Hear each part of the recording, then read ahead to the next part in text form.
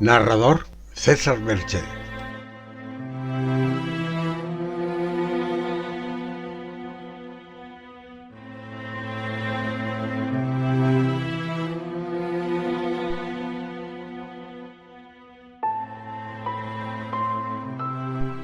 El fantasma tenebrós.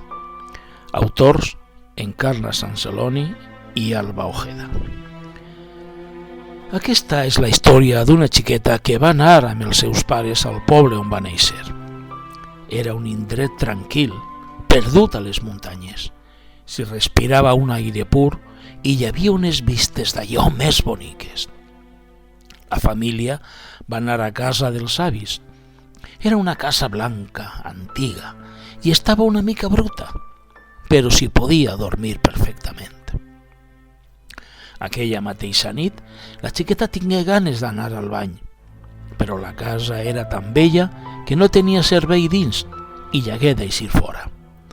Amb més por que vergonya, va eixir de la casa i es va acostar a un barranc on pensava que no hi hauria ningú. De sobte, veia una moneda que anava rodant cap a ella. La xiqueta es va quedar pensant. No podia ser. Allí no hi havia ningú. Només s'hi sentia el soroll dels pardals i d'algunes bestioles de camp. Quan va anar a agafar la moneda, es va adonar que no era d'1 euro, sinó de 5 pessetes. Però el més impactant de tot és que quan la va girar, estava tota bruta de sang. La xiqueta es va espantar, es va guardar la moneda a la butxaca i va fugir corrents cap a la casa. Al matí següent va contar als seus pares el que havia vist aquella nit. Una moneda sangonosa, ni més ni menys. Tanmateix, per més detalls que es va donar, no s'ho creien i li deien que no podia ser veritat. Aleshores la xiqueta va buscar la moneda a la butxaca, però no hi era. No se ho explicava de cap de les maneres, encara que ho va intentar sense descans. I els pares li digueren que deixara d'inventar-se històries, que de segur que ho havia somiat. Tot i això, en els rostres dels progenitors, il·luminats per la llum de la casa, s'hi podia llegir preocupació i una certa angoixa. Al cap d'uns quants dies, la xiqueta se'n va anar a fer una passejada pel barranc on havia trobat la moneda. Estava quimerosa perquè ningú no la creia i no sabia què fer. De sobte, va veure al costat del barranc una dona major, vestida de negre i amb molts cabells blancs sota els quals es podia apreciar un color ros encara jovenívol. Cavilosa, la xiqueta se li va apropar.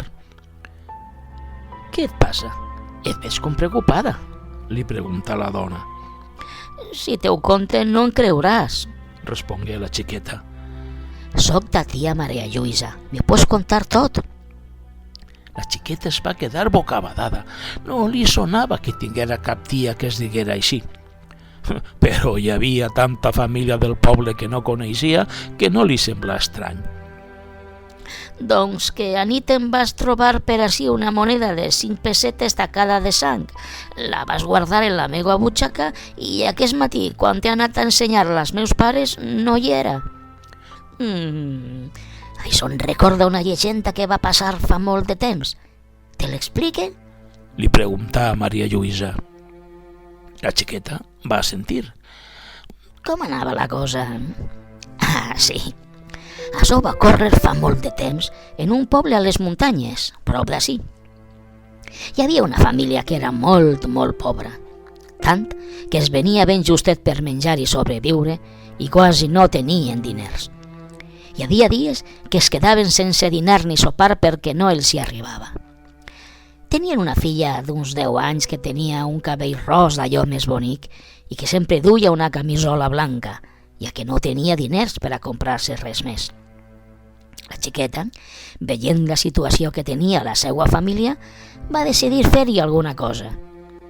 Un dia, quan va caure la nit, va agafar una moneda que s'havia trobat pel camí i es dirigí cap a la botiga de la veïna per a comprar xocolata i fer un poc de festa a casa. Era tan de nit que no es veia res No hi havia fanals ni cap llum per poder veure alguna cosa. De sobte es va entropeçar en una pedra i, com que no s'hi veia, va caure al barranc. Ningú va trobar mai el seu cos, sols la camisola blanca i una moneda bruta de sang. Acaba de dir Maria Lluïsa en un to un poc sinistre. La xiqueta espantada va córrer cap a la casa. No es podia creure el que sa tia li havia contat. Va arribar i ho va contar tot als seus pares.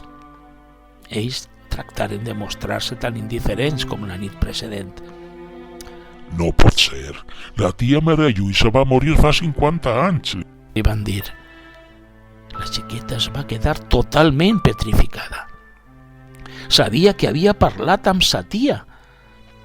Va eixir fora prenent els punys amb força, enojada i amb ganes de plorar. Estava indignada, enfadada i totalment enrabiada amb els seus pares. Sentia una ira desbocada que, en compte d'afonar-la, la feia pensar encara amb més claretat. Seran imaginacions meues o la tia Maria Lluïsa és la xiqueta que va morir fa 50 anys? Es preguntà temorosa de descobrir la veritat. Una dringadissa metàl·lica la retornà per un moment a contemplar l'idíl·lic paisatge de l'alta muntanya.